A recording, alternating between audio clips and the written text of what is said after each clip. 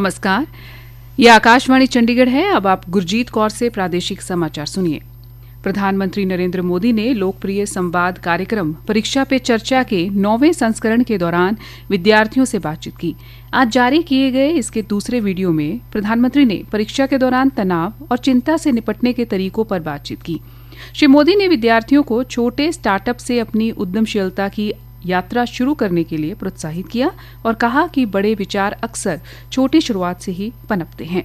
उन्होंने विद्यार्थियों को सलाह दी कि वे उद्योग जगत के पेशेवरों से संपर्क बनाएं ताकि वे वास्तविक दुनिया की प्रणालियों की कार्यप्रणाली को समझ सकें और पाठ्य पुस्तकों से परे व्यावहारिक अनुभव प्राप्त कर सकें।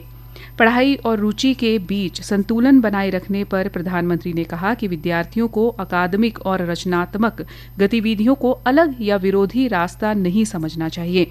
उन्होंने कहा कि दोनों समान रूप से महत्वपूर्ण हैं और प्रभावी ढंग से संतुलित किए जा सकते हैं। श्री मोदी ने इस बात पर जोर दिया कि कलात्मक तथा रचनात्मक शौक विद्यार्थियों को अकादमिक दबाव से उत्पन्न तनाव और थकान से राहत दिलाने में मदद कर सकते हैं। उन्होंने कहा कि अनुशासित दैनिक व्यवहार राष्ट्र निर्माण में महत्वपूर्ण भूमिका निभाता है। दोनों चीजें महत्वपूर्ण है जीवन में। अगर अनुशासन है ही नहीं तो कितना ही इंस्पिरेशन होगा, तो वो इंस्पिरेशन क्या काम का आएगा। मान लीजिए एक किसान है, उसको प्रेरणा मिल रही है, बगल वाला किसान बहुत फसल कर रहा है, इंस्पिरेशन है यार, लेकिन ये जोतेगा नहीं और बारिश आ गई फिर वो कुछ भी करे, उसकी तो हालत खराब ही रहेगी। श्री मोदी ने इस बात पर जोर दिया कि अनुशासन और प्रेरणा दोनों ही आवश्यक हैं। सरकार ने आयकर नियमों और प्रपत्रों 2026 के मसौदे पर जनता और हितधारकों से टिप्पणियां आमंत्रित की हैं। ये टिप्पणियां इस महीने की 22 तारीख तक आयकर कार्यालय के आधिकारिक पोर्टल पर भेजी जा सकती है। आयकर कार्यालय ने सूचित किया कि मसौदा नियम सार्वजनिक डोमेन में उपलब्ध है। इसका उद्देश्य पारदर्शिता को बढ़ावा देना और सहभागी तथा प्रभावी नियम निर्माण प्रक्रिया सुनिश्चित करना है। केंद्रीय सहकारिता राज्य मंत्री कृष्ण पाल गुर्जर ने कल पलवल के सल्लागढ़ में बाबू जगजीवन राम दलित उत्थान ट्रस्ट द्वारा संत शिरोमणि गुरुद्वारा रविदास के जन्मोत्सव के उपलक्ष्य में आयोजित कार्यक्रम में बतौर मुख्य अतिथि शिरकत की।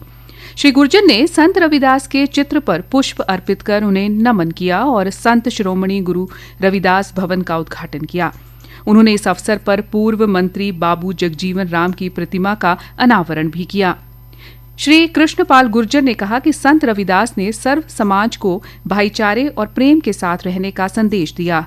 हमें उनके जीवन से प्रेरणा लेनी चाहिए और उनके आदर्शों पर चलना चाहिए। श्री गुर्जर ने कहा कि देश के प्रधानमंत्री नरेंद्र मोदी संत रविदास द्वारा दिखाए गए रास्ते पर चलते हुए बिना किसी भेदभाव के सबका साथ सबका विकास विश्वास की भावना के साथ काम कर रहे हैं। बिना किसी भेदभाव के सरकार की योजनाओं का लाभ लोगों को मिल रहा है। केंद्रीय सहकारिता राज्य मंत्री ने कहा कि भारत अमेरिका व्यापार समझौते को लेकर कांग्रेस भ्रम फैला रही है। उन्होंने कहा कि मोदी सरकार के लिए किसानों व गरीबों के हित सर्वोपरि हैं। किसानों के हित भाजपा सरकार में सुरक्षित हैं।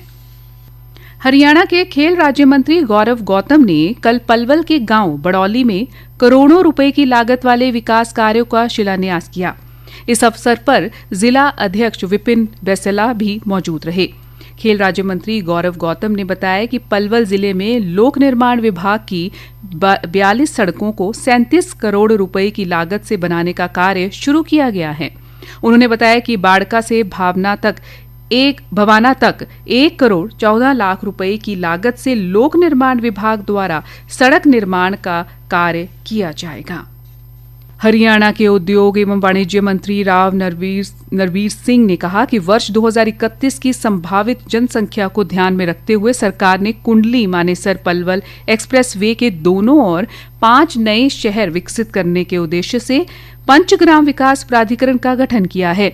उद्योग मंत्री ने एक बयान में कहा कि प्रधानमंत्री नरेंद्र मोदी के विकसित भारत 2047 विजन को साकार करने में दिल्ली एवं राष्ट्रीय राजधानी क्षेत्र की भूमिका अहम है। इसी के साथ ये समाचार बुलेटिन समाप्त हुआ। नमस्कार।